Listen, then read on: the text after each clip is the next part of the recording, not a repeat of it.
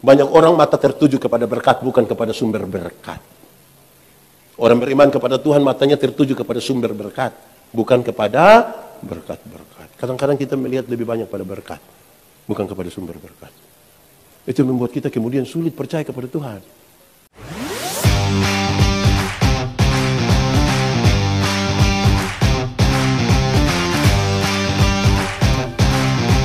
Shalom. Sekali lagi shalom. Tema kita hari ini nanti di bagian akhir baru kita perkenalan. Tema kita hari ini adalah berhala dan sihir zaman sekarang. Saya mau tanya dulu, setiap kali dengar kata berhala, sihir, apa yang saudara pikirkan? Dukun Di Jakarta masih ada dukun juga. Dan saudara percaya masih ada dukun. Sihir-sihir masih ada. Penyembahan berhala masih ada. Jadi saudara membayangkan kalau berhala dan sihir itu sesuatu yang menakutkan. Enggak juga Kadang-kadang enak-enak juga Iya, bukti kalau enggak enak kan pasti orang tidak pergi itu. Tapi kan ada enaknya orang suka cari-cari dukun. Cari-cari dukun, cari-cari orang-orang sihir. Ya kira-kira begitu. Tapi apakah memang menakutkan? Belum tentu juga saya kira. Berhala itu orang masih membayangkan penyembahan batu, kayu, ada korban ini, ada sapi, babi. Tidak harus begitu. Berhala zaman yang sekarang ini masih terbawa juga dari dulu. Ada orang percaya bahwa berkat itu Tuhan yang atur. Amin. Tapi di dia punya toko ada itu kucing yang ada di sini ada begitu. Berhala juga itu. Itu berhala juga itu. Yang kucing-kucing begini nih. Saudara masih percaya kalau berkat itu Tuhan yang atur? Ada amin di situ. Lalu itu kucing atur apa? Kucing-kucing itu. Ya, panggil-panggil saja supaya singgah. Jadi saudara-saudara jangan berpikir dia sudah seperti orang pisembah apa di mana. Tidak, kan kita bicara berhala hari ini toh. Yang zaman sekarang ini masih banyak orang bawa dari sana. Nanti khusus untuk yang zaman sekarang kita bicara 20 menit terakhir. Tapi di awal saya kasih ingat kita dulu. Masih banyak orang masih di situ. Mulutnya berkata-kata tentang Tuhan. Pengakuannya tidak kepada Tuhan. Saya mau tanya saudara, saya lahir besar di Soe. Jawabannya harus jelas, Soe. Itu artinya timba. Kalau Soe, sial itu. Jadi saya tidak lahir di kesialan itu. Saya lahir di timba. Soe. Saya lahir besar di Soe. Kalau saya cerita tentang Soe, saudara percaya tidak? Saya lahir besar di Soe. Saya bercerita tentang Soe. Percaya atau tidak? Kalau saya lahir besar di Soe, lebih banyak cerita tentang Surabaya. Saudara percaya atau tidak? Kenapa tidak mau percaya? Ada banyak orang mulutnya mengaku dia percaya Tuhan, dia orang Kristen, tapi sedikit-sedikit kalau dia sakit, pasti orang yang bikin. Mulut ini bicara tentang Tuhan, sedikit-sedikit darah Yesus berkuasa. Tuhan Yesus tolong, tapi sakit sedikit, pasti nenek di sebelah itu. Bayangkan ini, masih di Jakarta masih ada begitu. Masih ada begitu juga. Atau tidak tahu lagi. Lebih baik tidak usah tahu dengan itu. Ya mulut kita mengaku percaya kepada Tuhan. Pengakuan kita sebenarnya bukan pada Tuhan. Kita masih percaya hal-hal begitu. Padahal dari kecil dulu kita diajar tuh percaya Tuhan. Saya ingat kami kan besar di kampung. Dulu saya kan lahir kira-kira 47 tahun yang lalu. Listrik belum ada di rumah saya. Kami nonton televisi itu masih yang hitam putih itu. Pakai aki. Nonton tiba-tiba akinya drop, orang-orang dalam TV langsung patah begini. Terus biasa pemerintah lewat BKKBN putar film, layar tancap putar di lapangan. Itu juga film-film KB lah. Kami pergi nonton. Saya pergi nonton. Yang menarik adalah pergi sore, pulang malam. Pergi masih terang, pulang sudah gelap. Harus lewat pohon beringin. Ngeri. Lalu apa yang harus saya lakukan? Tidak ada jalan lain. Hanya lewat itu pohon. Kan harus pulang. Tidak mungkin tidur di bawah pohon itu. Tambah menakutkan. Saya akan menyanyi. Ada 2 lagu andalan yang saya masih ingat sampai hari ini. Semoga saudara masih ingat lagu ini. Pertama. Dalam nama Yesus. Masih ingat lagu itu?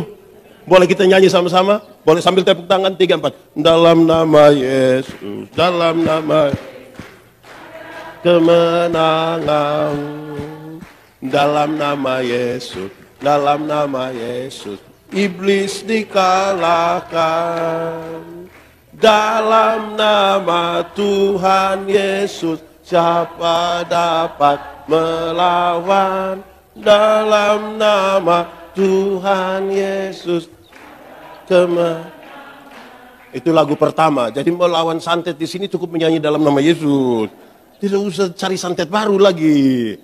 Iya toh, jangan lawan santet pakai santet. Dong berteman itu. Oke, lagu kedua.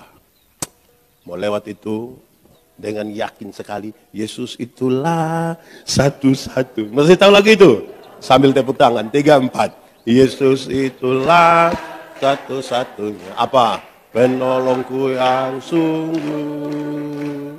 Ia berjanji akan kembali. Apa? Angkat kita semua. Oh, haleluya. Puji Tuhan, upamu besar di surga. Oh, haleluya. Puji Tuhan, upamu besar di surga. Itu yang saya mau sampaikan pertama. Berkaitan dengan tema kita. Tema yang baik saya kira. Untuk kita menilai, berefleksi ulang. Mungkinkah kita ini masih penyembah berhala ini? Yang dulu masih bawa yang tadi saya baru kasih contoh satu yang kucing tadi.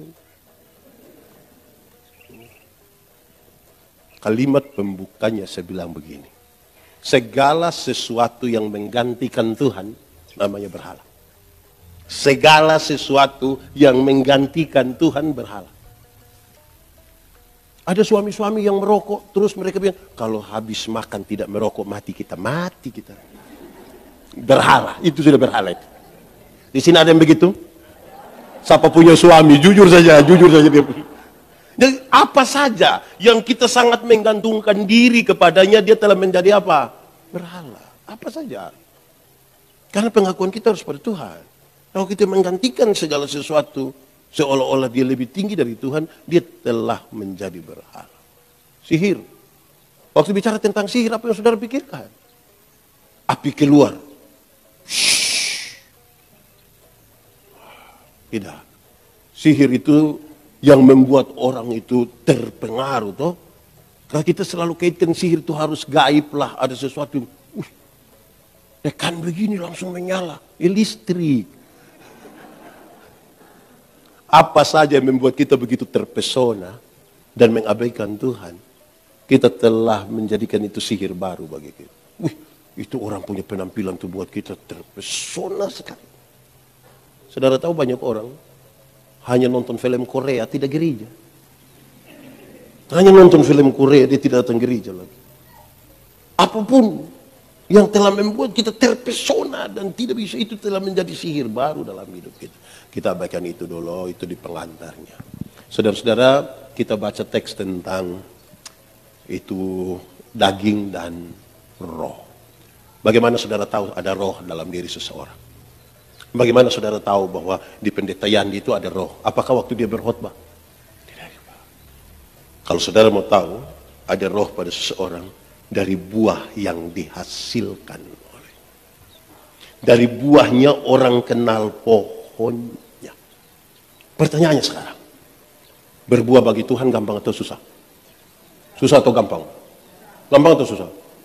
Gampang. Berbuah bagi Tuhan itu gampang. Ranting yang melekat kepada pohonnya, buah keluar dengan sendirinya tanpa disuruh. Saudara pernah lihat pohon mangga berbuah? Pernah lihat orang Jakarta ancam pohon mangga supaya berbuah? Buah! Buah keluar dengan sendirinya tanpa disuruh kan? Ranting melekat pada pohonnya, buah keluar dengan sendirinya tanpa disuruh. Banyak orang rindu berbuah, tapi tidak mau melekat kepada pohon. Akhirnya buahnya ada, tapi buah plastik. Saudara pernah lihat jeruk plastik? Advokat plastik pernah? Enak? Pernah makan? Anak kecil, anak sekolah minggu itu sejak awal sudah ajar kita lagu ini. Lagu ini sudah, Yesus pokok dan, boleh sambil tepuk tangan, tinggallah di dalam. Yesus pokok dan tinggallah di dalamnya. Lebih lagi, Yesus pokok dan tinggallah di dalam. Pasti apa? Kau akan apa? Ini pendeta berhadapan dengan komisi senior menyanyi lagu sekolah minggu dulu dari tadi. Ya karena dulu ini yang sekolah minggu dorang kan. Masih ingat lagu itu. Lalu kenapa tidak meyakini apa yang kita nyanyikan dari lagu itu? Di SD, SMP orang sudah belajar, anak-anak kita sudah belajar. Ada satu pohon yang mencari makanan bagian pohon namanya, dari akar dia kirim kemana? Daun melalui batang. Sampai sana ada proses apa? Oh ya. Setelah jadi makanan, kirim ke ranting, buah. Kan harusnya begitu. Dari pohonnya orang mengenal buah. Lantas dia kasih tahu. Saya tidak mau bicara tentang yang kedagingan punya. Yang percabulan, hawa nafsu, mabuk. Saya menilai saudara-saudara kalau ada drama. Di sini ada yang pernah main drama, kok tidak? Oh tidak ini semua pemain film. Ya. Kalau ada drama-drama pasca begitu, anak-anak kita tuh kalau dia pemerannya tuh antagonis, pemeran yang jahat-jahat, tidak perlu latihan. Menjiwai sekali itu langsung jadi. Mabok langsung jadi, pukul orang langsung jadi, judi langsung jadi, itu tidak perlu latihan. Sepertinya dia tiap hari hidup begitu mungkinnya.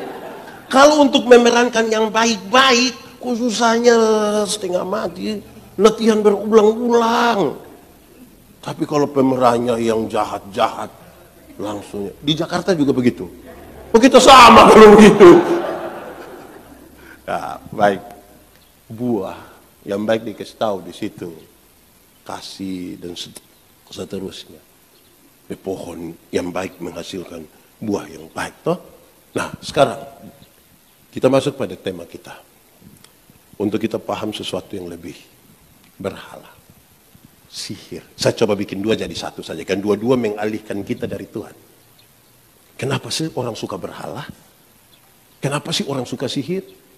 Karena kedagingannya memaksa dia untuk selalu harus lihat yang cepat, harus dapat yang cepat. Tadi proses tadi toh.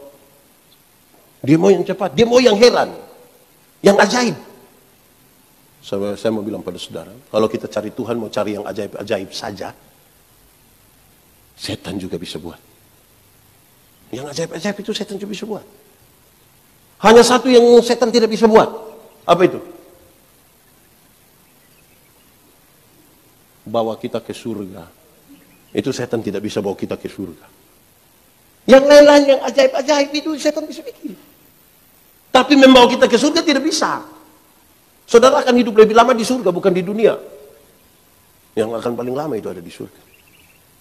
Tapi saudara lihat, bahwa ternyata urusan di dunia ini membuat orang mau lebih cepat untuk jadi. Cari Tuhan, jangan hanya untuk sembuh dari penyakit. Tuhan datang ke dunia bukan untuk bikin orang sakit jadi sembuh, walaupun bisa dia buat. Itu bukan tujuan utama. Ada banyak orang tidak kenal Tuhan malah lebih sehat dari kita. Yang biasa mabuk itu mabuk dari kemarin sampai tadi pagi, istirahat sedikit, minum ulang, tidak tahu sakit. Kita yang mengaku kenal Tuhan duduk dekat AC pulang pilek. Jadi kalau cari Tuhan hanya untuk sehat, kita salah kenal Tuhan itu. Iya, cari Tuhan jangan hanya untuk kaya.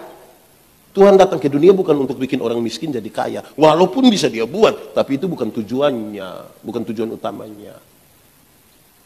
Ingat ada banyak orang tidak kenal Tuhan malah lebih kaya dari kita. Itu koruptor, itu kaya-kaya semua. Dia punya rumah 2, 3, 4, 5, sampai tidak suka tinggal di rumah, dia tinggal di penjara Cipinang. Dia lebih kaya kan? Kita yang mengaku kenal Tuhan sedikit-sedikit pulsa habis. Sedikit-sedikit garam habis. Mau beli sepatu gereja saja pakai tanya, boleh bayar 6 kali? Lalu Tuhan datang ke dunia untuk apa? Menebus dan menyelamatkan kita. Mestinya dia yang layak dipuji toh.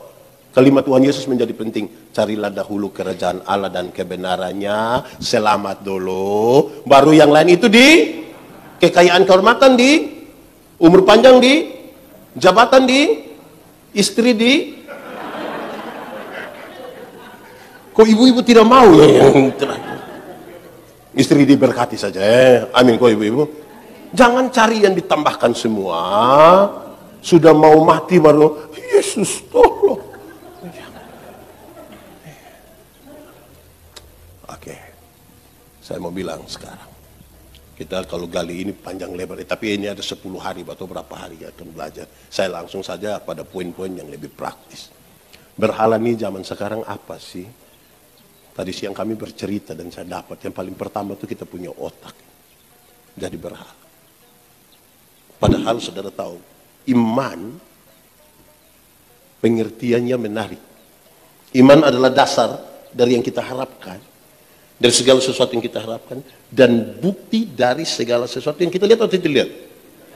Iman bilang begitu kan? Pengertian iman bilang begitu. Bagaimana menjelaskannya? Dasar. Dasar itu fondasi. Saudara pasti tahu fondasi itu. Pernah lihat fondasi. Teori tentang fondasi itu ringan saja. Fondasi kuat, bangunan kuat. Fondasi miring, bangunan miring. Teorinya hanya begitu. Fondasi dari apa? Yang kita harapkan. Harapkan itu apa? Cita-cita, idealisme masa depan. Semangat untuk ke depan. Saudara mau jadi orang terkaya di Indonesia, silahkan, itu cita-cita. Saudara mau jadi gubernur DKI Jakarta periode 2080 sampai itu silahkan. Itu cita-cita. Yang ibu-ibu, yang nona-nona mau jadi wanita tercantik Cipinang, silahkan. Itu kan cita-cita. Tapi saudara bangun dia di atas dasar apa? Itu yang jadi masalah. Karena orang yang tidak beriman pun, dia kepingin menjadi orang terkaya di Indonesia. Orang tidak beriman pun kepingin jadi gubernur DKI. Orang yang tidak beriman pun kepingin menjadi wanita tercantik ya, atur saja. Atur. Yang membedakan kita adalah membangun dia di atas dasar apa. Itu dasar. Kedua, bukti. Bukti dari yang dilihat atau tidak dilihat? Tidak dilihat. Tidak dilihat. Bagaimana menjelaskannya? Arsitek. Tahu arsitek? Arsitek ketika dia mau bangun, mau gambar ini gedung, dia taruh dulu di kepala. Ruangan ada berapa? Ada berapa lantai? Tangga ada di mana? Pintu di mana? Jendela di mana? Kelihatan? Dia taruh di sini. Dari yang tidak kelihatan, dia kemudian gambarkan di satu kertas. Mulai kelihatan kan? Dari kertas itu orang mulai mengerjakan bangunan ini. Waktu bangunan ini jadi, kita sekarang ini kan kalau bangunan sudah jadi, orang lihat bangunan baru kan foto-foto di muka. Saya mau tanya, yang foto-foto di muka tahu titik-titik terkuat dari ini bangunan? Tidak tahu kan? Siapa yang paling tahu? Arsitek dan orang yang mengerjakan. Kenapa kemudian saya bawa kita ke sini? Membaca Alkitab, memahami sesuatu tentang Tuhan, harus ada satu ruang yang namanya iman. Tidak ada satu otak pun di ini dunia yang akan memahami Tuhan itu dengan begitu utuh. Kalau saudara ingin memaksa untuk mencari tahu Tuhan sangat logis, saudara satu saat akan tidak percaya pada Tuhan, saudara percaya pada akal. Pada titik tertentu itu iman tidak boleh masuk akal. Tidak boleh masuk akal. Kalau semua masuk akal, untuk apa beriman? Untuk apa beriman? Saudara mungkin tidak harus ke Israel untuk cari tahu Yesus dulu pernah. Tidak usah beriman saja. Masih mau beriman? Saya lihat saudara ragu-ragu.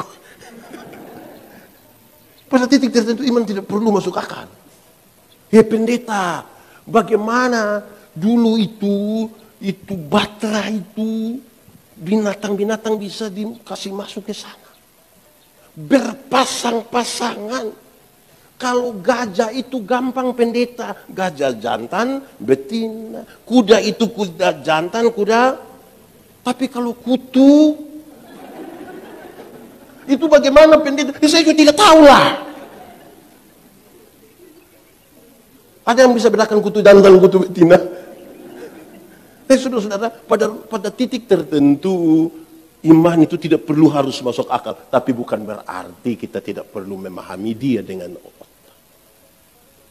Tapi juga jangan asal percaya semua yang tidak masuk akal. Kalau tangan kanan gatal artinya dapat duit. Yakin. Tangan kanan gatal dapat uang. Lalu saudara kerja untuk apa? Tinggal duduk garu-garu begini toh. Kalau tangan kanan gatal artinya dapat uang, maka orang koreng pasti kaya raya. Itu bukan tangan kanan saja yang gatal, semua gatal habis itu. Alkitab kasih tahu, satu-satunya cara untuk dapat berkat ialah kerja. Apa? Kerja, bukan gatal, kerja. Masa duduk begini-begini. Kadang-kadang kita percaya pada sesuatu yang aneh. Dan meyakini itu betul-betul. Biasa saya ada di banyak tempat di Indonesia. Pendeta Yandi, habis kita foto-foto dulu. Boleh, boleh. Pas kami mau foto, ada yang dari belakang bilang, jangan 3 orang, jangan 3 orang. Kalau foto 3 orang nanti mau bunuh dia gampang. Tinggal, bayangkan masih percaya sampai hari ini. Di Jakarta ada yang masih percaya begitu? Masih? Suruh pindah ke pedalaman timur. Zaman maju begini masih percaya foto 3 orang 1 mati. Memang ini otak ini penting juga. Kasih Tuhan Allah dengan segenap hati sudah betul, segenap jiwa juga betul, tapi juga dengan segenap. Suatu saat minggu kedua bulan Desember kami ada di gereja. NTT itu daerah yang intensitas hujannya sangat kecil, sangat rendah. Sudah minggu kedua bulan Desember hujan belum turun. Takut kekeringan di tahun berikutnya. Terus dengan beberapa orang saya bilang, hujan belum turun. Orang bilang, proyek Pak, proyek. Jadi saya heran, apa urusan proyek dengan hujan? Orang bilang, pendeta, akhir tahun begini proyek pemerintah banyak. Jadi orang tutup hujan. Saya bilang, hujan bisa ditutup? Bisa. Bagaimana menjelaskan? Saya bayangkan penjelasannya ilmiah. Ilmiah artinya masuk akal dan bisa dipertahankan terus-menerus. Saya bayangkan awan hitam kalau sudah berkumpul begitu, tembak pakai sinar laser kah, atau pakai efek kaca pantulkan cahaya supaya. Saya bayangkan begitulah. Ternyata dia bilang, bukan itu. Permisi pendeta, kita tinggal buang pakaian dalam di atas rumah, hujan tidak turun. Saya tanya, itu celana dalam merek apa itu? Yang kalau buang hujan tidak turun, kita Kalau hujan bisa ditutup, Jakarta ini tidak akan pernah ada banjir. Tinggal semua warga Jakarta pegang dia punya. Terus gubernur hitung, 1.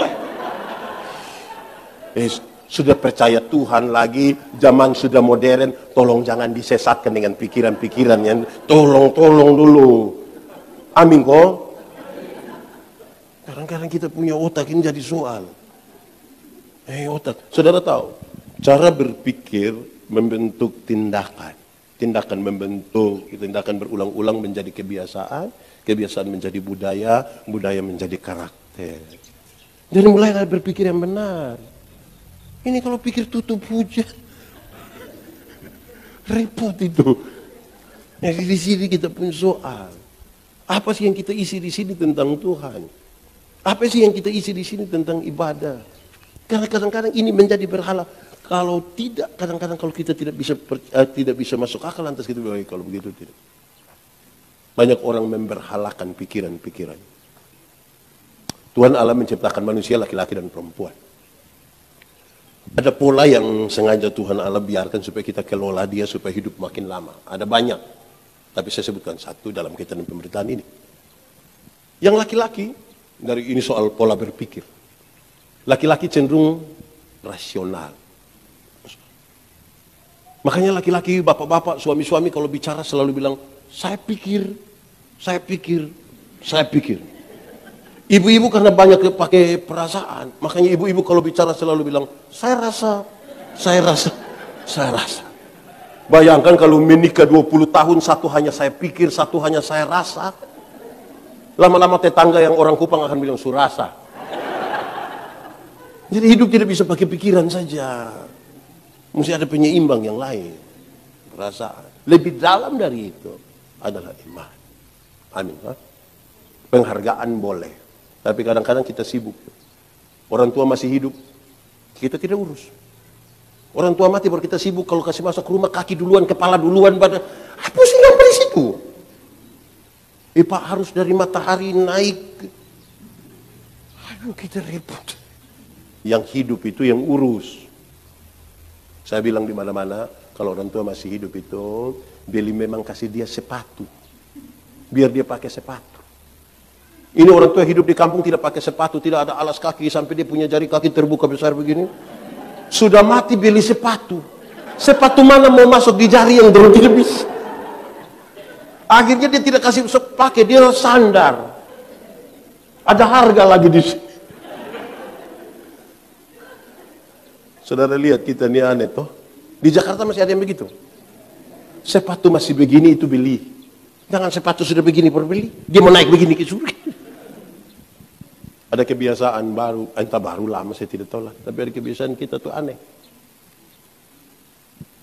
Orang meninggal di dalam peti sudah taruh baju lagi, Alkitab baru 1. Mayat mana baca Alkitab? Yang dia hidup saja dia tidak baca. Buta huruf lagi. Saudara kasih Alkitab baru. Ini Kristen loh. Masih ada di Jakarta. Mau pindah sekarang. Zaman sudah terlalu maju ini. Tambah orang beriman. Mestinya di tindakan sudah. Jadi kalau kita bicara, masih ada juga yang dari dulu yang kita bawa hingga hari ini. Tapi saya tambahkan sekarang bahwa di zaman modern ini, berhala pertama kita adalah cara berpikir kita. Kedua, materi. Materi itu serius sekali. Mulai kenapa materi penting? Ukuran-ukuran kita tuh materi. Apa yang kita dapat? Pak, gereja. Kita berpikir, siapa khotbah? Dapat apa di sana? Untuk apa? Itu materi.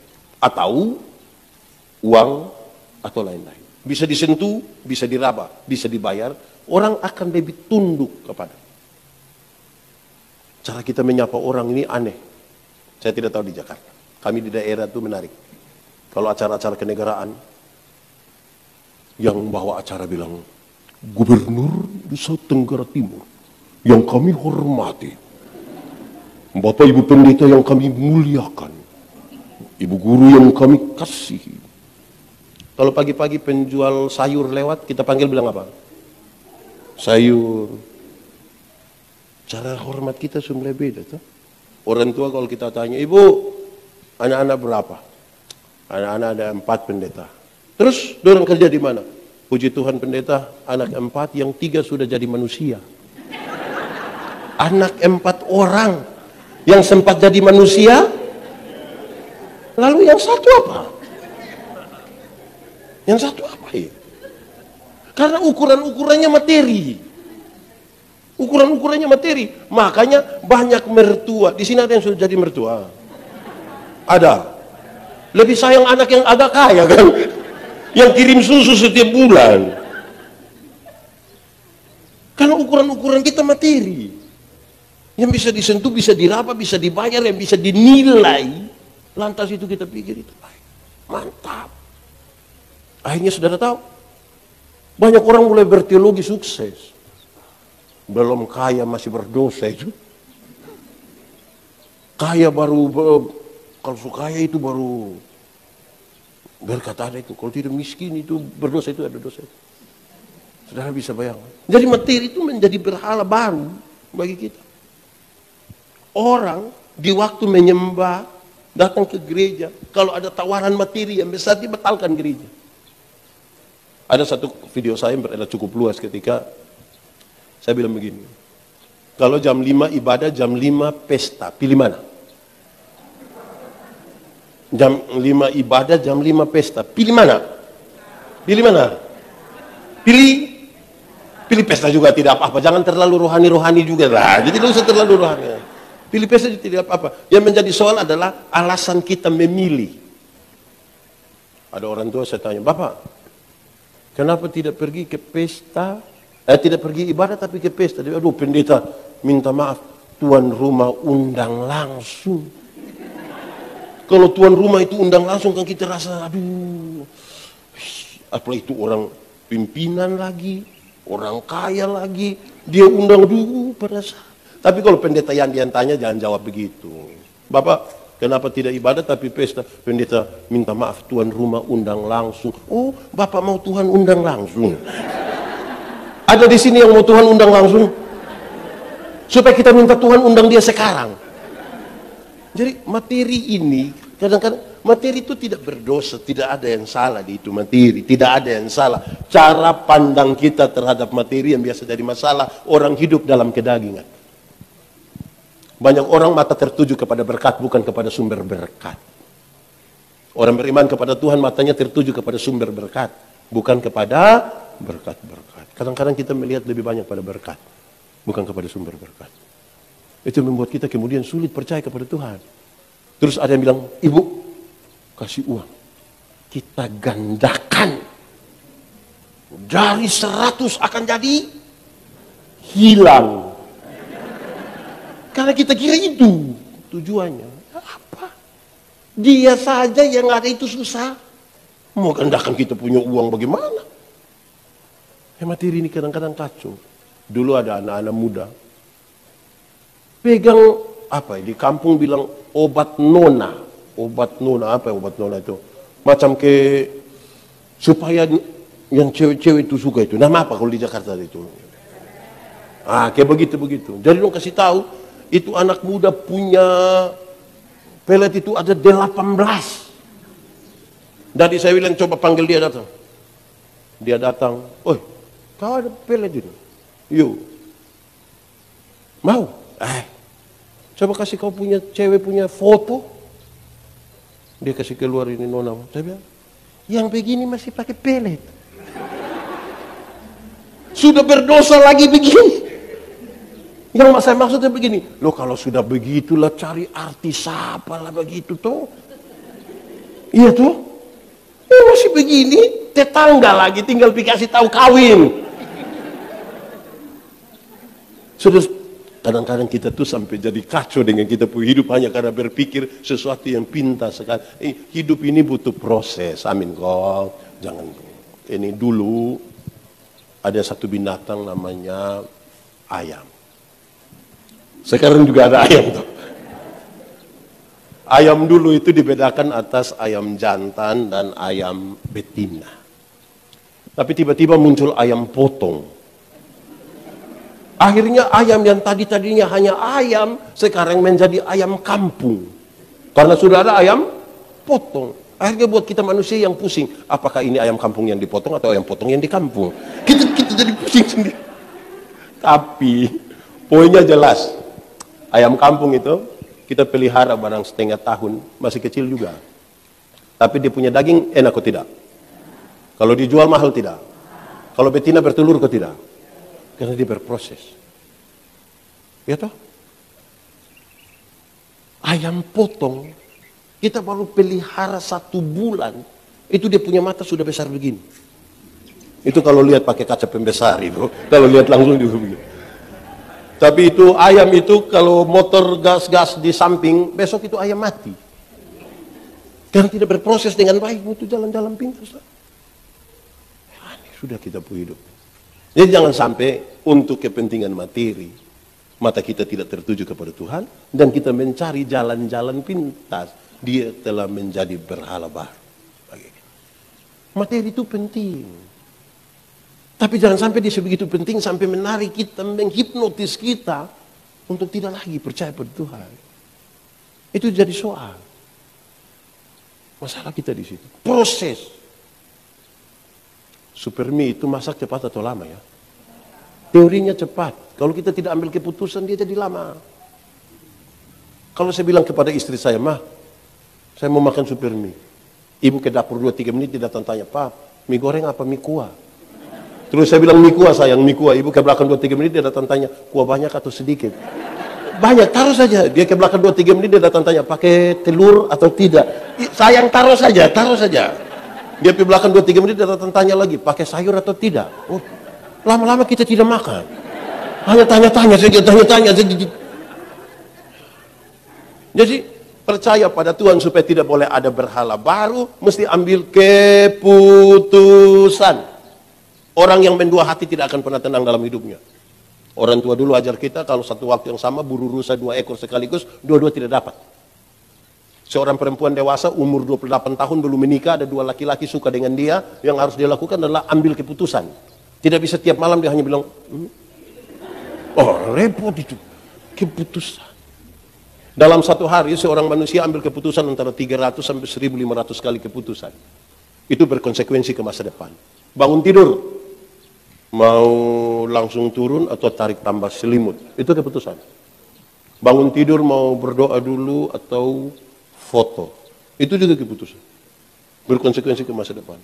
Saudara mau datang ke gereja ini kan soal keputusan. Kenapa pendeta Yandi berkhotbah di sini hari ini? Karena saya pernah ambil keputusan kira-kira 29 tahun lalu untuk sekolah teologi. Makanya hari ini saya berkhotbah di sini. Kenapa saudara punya istri itu, suami itu? Karena pernah ambil keputusan kan? Tidak mungkin saudara bilang, pendeta, saya benar-benar tidak tahu. Saya tidur-tidur begini, sadar dia di sebelah, kan tidak mungkin begitu. Ada keputusan yang saudara buat.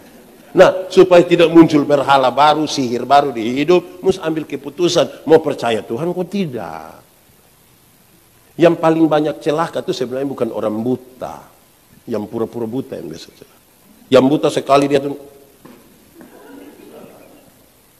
dia jalan saja. Tapi yang pura-pura buta itu dia mau mati dia. Yang mesti ambil, mau percaya Tuhan percaya saja. Kalau tidak lebih baik tidak. Kekristenan itu bertingkat-tingkat. Ada 3 tingkat kekristenan. Yang pertama, beragama tapi tidak beriman. Untuk agama dia suruh agama semua. Apalagi di kita punya KTP kan harus tulis agama. Mau tidak mau beragama. Beriman belum tentu. Belum tentu. Apalagi agama diatur dalam struktur berbangsa dan bernegara. Mau jadi ini harus beragama, jadi ini harus beriman.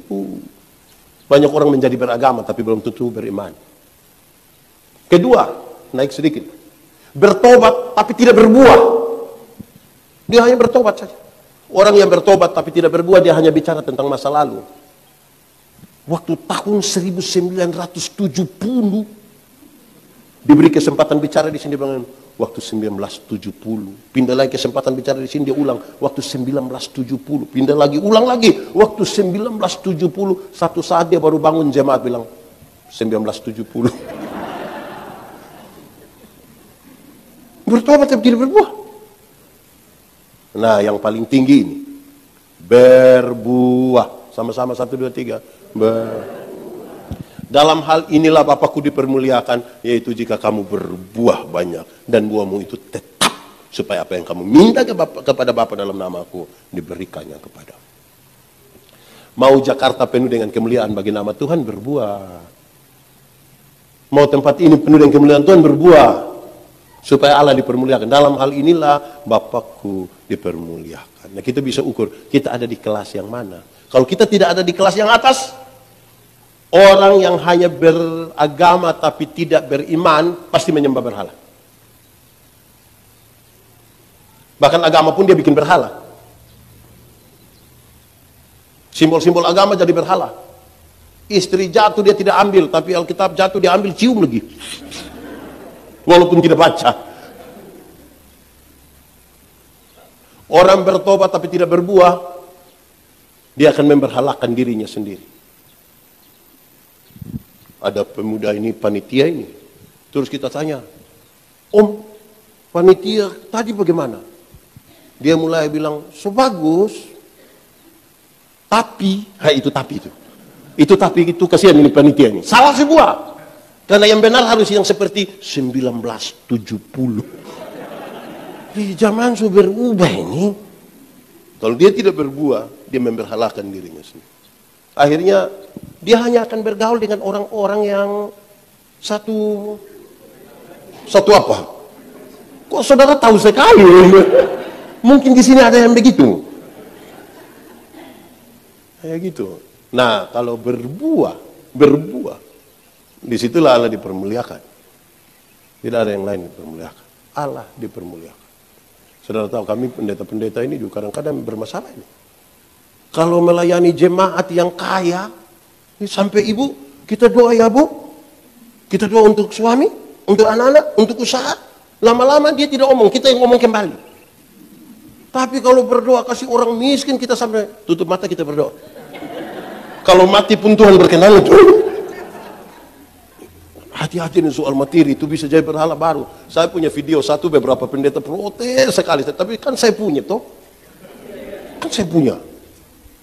Saya bercerita, ada pendeta pergi satu acara, duduk dekat ada nenek-nenek tua. Ini nenek bilang, pendeta, tanggal 14 nanti bisa pimpin ibadah di rumah kah? Terus, aduh saya sibuk nenek, saya sibuk. Nanti pendeta yang pergi ya? Iya, tidak apa-apa pendeta, tidak apa-apa. Mereka ambil makanan, duduk sambil makan. Cerita-cerita basa-basi pendeta tanya, Ibu, mau bikin acara apa di rumah? Terus ini ibu bilang, oh tidak, anak laki-laki saya yang pertama itu baru saja dilantik jadi komisaris bank. Jadi dia ada mau titip berkat sedikit. Pendeta bilang, sabar dulu, tanggal berapa ibu? Tanggal berapa? Ibu bilang tanggal 14. Oh, saya kira tadi bilang tanggal 4. Kalau tanggal 4 saya sibuk, tapi 14 boleh ibu, boleh. Saudara lihat ya, materi ini bisa bikin kita berperilaku aneh. Bisa jadi berhala baru ya. Semoga orang-orang di Jakarta teristimewa di GKI ini sudah tidak lagi peduli dengan itu ya. Ada harta kasih saya semua saja, tidak apa-apa. Ya. Ketiga, kita dibatasi waktu. Ini yang senior dong harus istirahat toh. Nanti darah naik, gula naik, kesian ibu-ibu ya. Ketiga, berhala di zaman sekarang yang baru ini adalah perkembangan ilmu pengetahuan dan teknologi. Kan sekarang ini orang malas doa, orang malas baca Alkitab, tinggal tahu juga, tinggal data 2022 Januari. Jumlah penduduk Indonesia itu kira-kira 274 sekian-sekian. Berarti 275 juta. Dari 275 juta, ada 330 juta lebih diantaranya itu terkoneksi secara mobile. Berarti ada satu orang pegang handphone 2-3. Dari lebih dari 330 ada 220 juta diantaranya aktif internet minimal 8 jam per hari. Minimal 8 jam per hari. Dari 220 juta itu ada 170 juta aktif media sosial.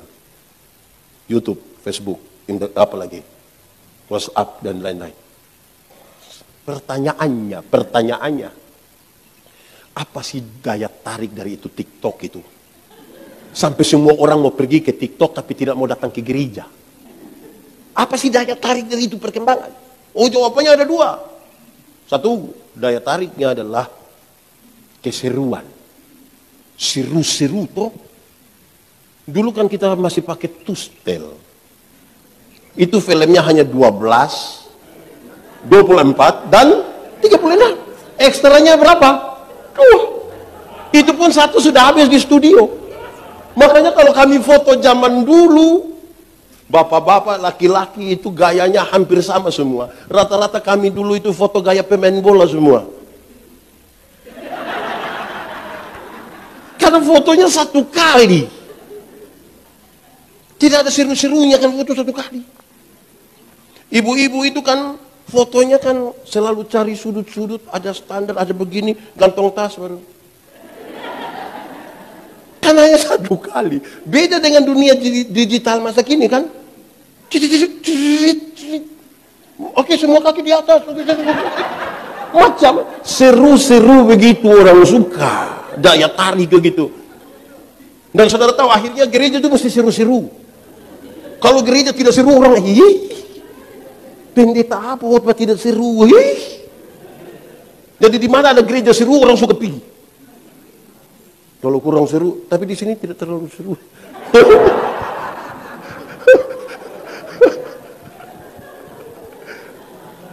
Keseruan. Yang kedua gaya hidup.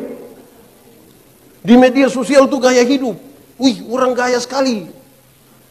Mau terbang foto ini, apa lagi? Boarding pass. Makan kangkung foto. Terus tulis, manjakan lidah. Makan kangkung manjakan. Itu bukan manjakan lidah, membiasakan lidah. Itu jadi daya tarik dan semua orang pergi ke situ. Karena soal gaya hidup. Jadi perkembangan ilmu pengetahuan itu bisa jadi berhala baru bagi kita. Saudara lihat, bisa online berjam-jam kan? Bisa kan? Mampu membaca Alkitab berjam-jam. Semua orang punya story dia lain. Tapi kalau kita bilang, baik Bapak Ibu semua pembacaan hari ini telah ambil Yohanes, pasal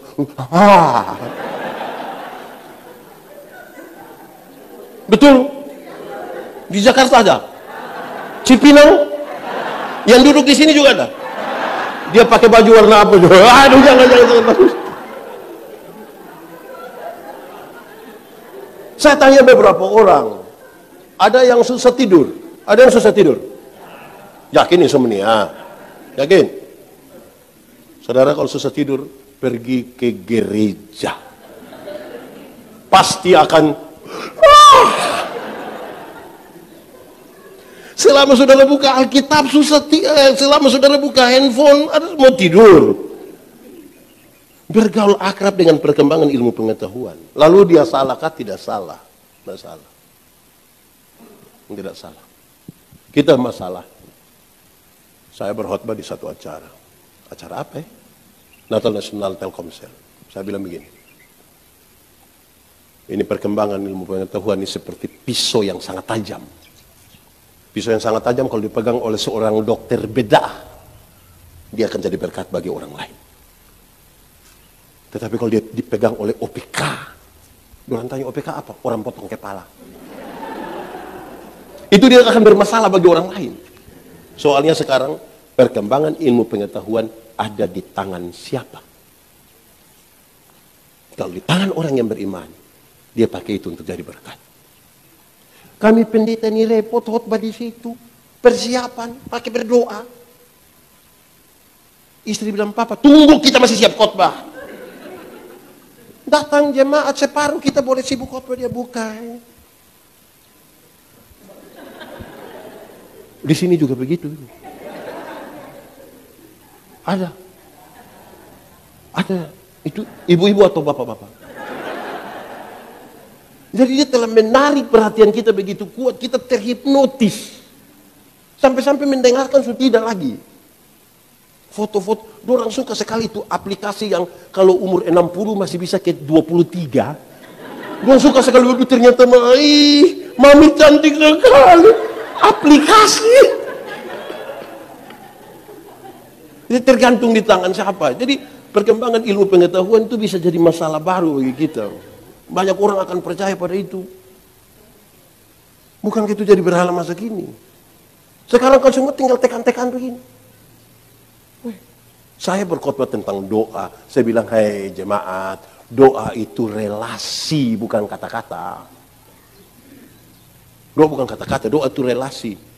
Kalau saya dengan pendeta Handri, kami dua punya relasi, kami dua teman baik, kami saling kenal. Beliau naik motor, saya jalan kaki, ketemu saya di jalan tanpa saya minta dia berhenti karena kami dua punya relasi. Pendeta, mau kemana? Naik, karena kami dua punya relasi. Kalau kami dua tidak ada relasi, kami tidak saling kenal. Saya jalan kaki, beliau naik motor. Ketemu saya di jalan, beliau berhenti juga, tapi dia tanya, ojek Pak? Relasi lebih kuat dari kata-kata.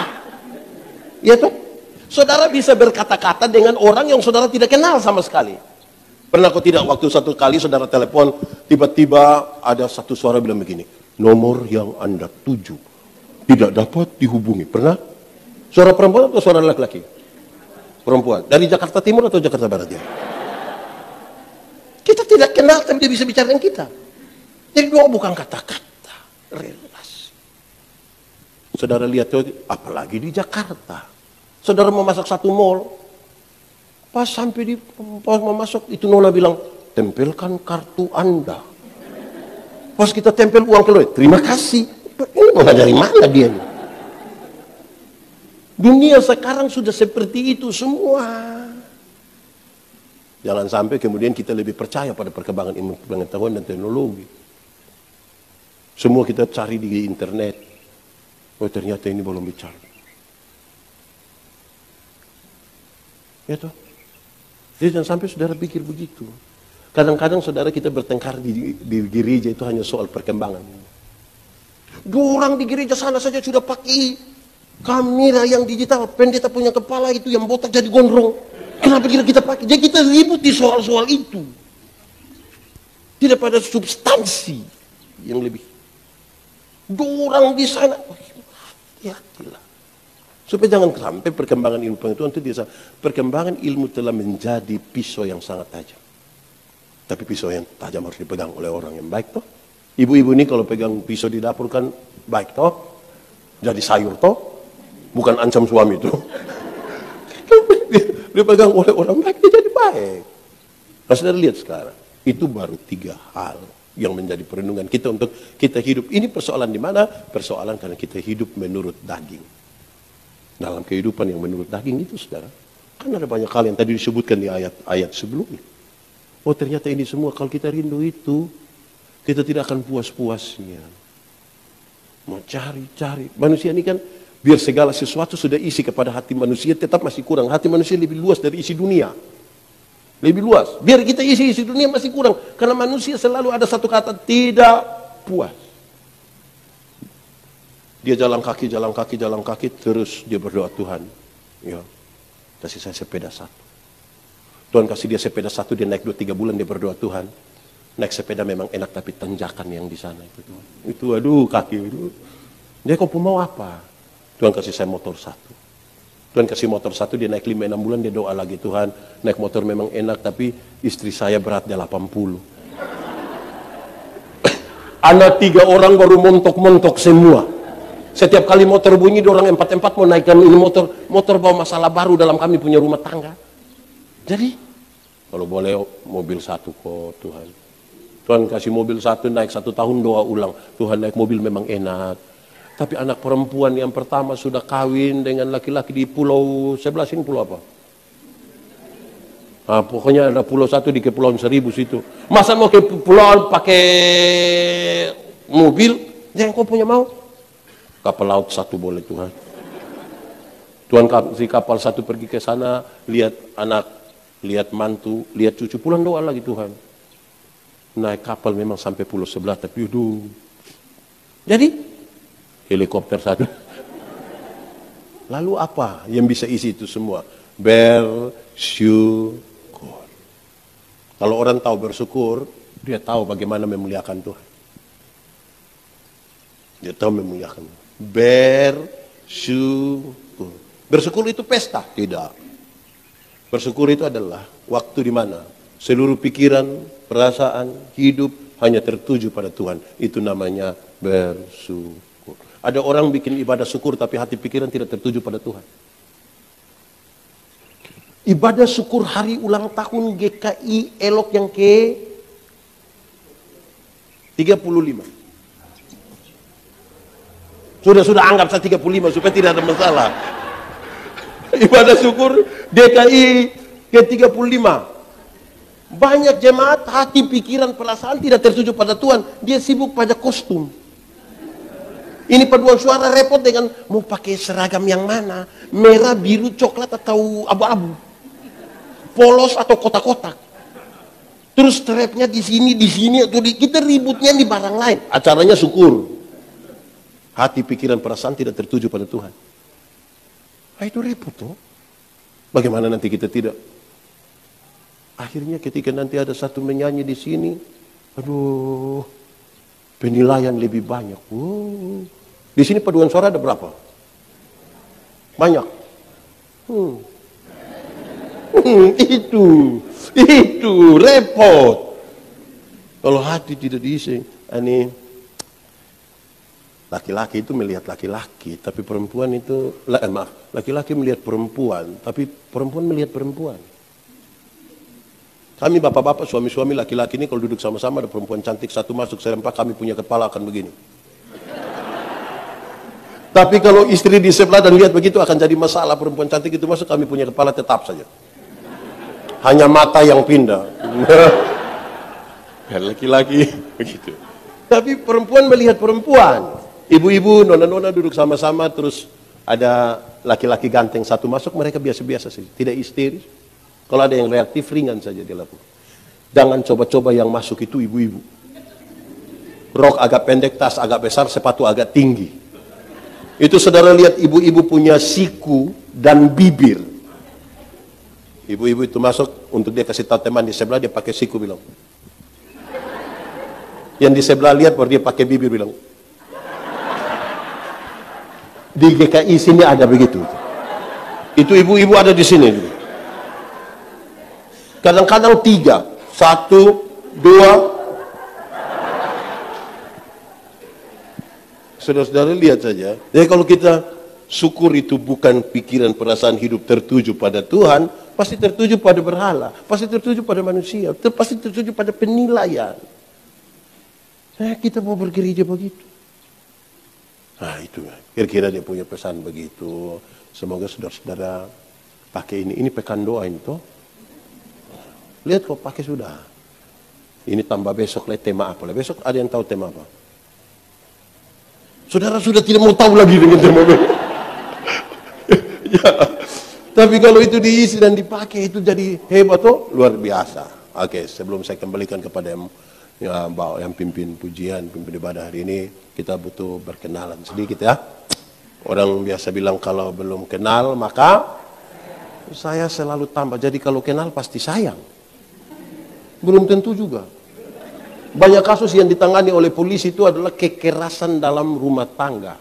Kekerasan dalam rumah tangga itu suami pukul istri, istri lawan suami, orang tua pukul anak, anak lawan orang tua. Padahal mereka baku kenal semua itu. Suami mana tidak kenal dia punya istri? Kenalku tidak. Tapi pukul-pukul kan? Jadi kalau kita kenal nih, ya minimal supaya saling mengingatlah. Kalau ketemu kita baku sapa. Saya pendeta Yandi Menobe, saya orang Timor. Lahir besar di Soe, kira-kira 110 km dari Kupang. Saya pendeta Gemit. Saya sudah menikah. Istri saya 3. Anaknya ibu 3 anak. Itu juga saya punya anak semua. Istri saya juga seorang pendeta Gemit. Anak 3 orang masih kecil-kecil. Yang paling besar Donata itu baru umur 14 tahun. Terus Gian 10, Jonathan umur 7 tahun. Kita menikah sudah umur 32 waktu itu. Pacaran 10 tahun. Orang bilang pendeta, bisa pacaran 10 tahun? Iya, setia. Belum tentu juga. Loh kok bisa 10 tahun? Iya, 10 tahun. Karena kalau saya berhenti dengan dia, siapa lanjut dengan saya lagi? Jadi, kami tinggal di Kupang. Bersyukur sekali bisa melayani. Yang menarik, saya dipanggil Yandi, tapi nama di KTP bukan Yandi. Joseph Andreas. Tidak ada hubungan kan dengan Yandi. Saya juga heran itu. Tapi dia punya kisah sendiri. Saya bercerita sedikit terus selesai. Tapi jangan ingat ini lebih tinggi dari ingat khotbah tadi. Karena saya punya istri suka protes. Papa pikir papa khotbah bagus. Saya bilang, mama, saya diundang di mana? Papa, coba Bapak cek orang yang pergi ikut Papa khotbah. Jangan sampai orang pergi hanya mau tertawa-tertawa. Orang pikir Papa Sule. Ibu kok terlalu sejauh itu. Bapak, coba Bapak tanya yang ikut Papa khotbah. Coba Papa tanya. Jangan sampai orang pulang, orang bilang, kau rugi tidak ikut pendeta Yandi khotbah. Oh iya, bagus. Iya, dia bilang apa? Tahu? Pokoknya kita tertawa dulu, kita senang. Tapi saudara ingat yang tadi, ingat ya. Ingat.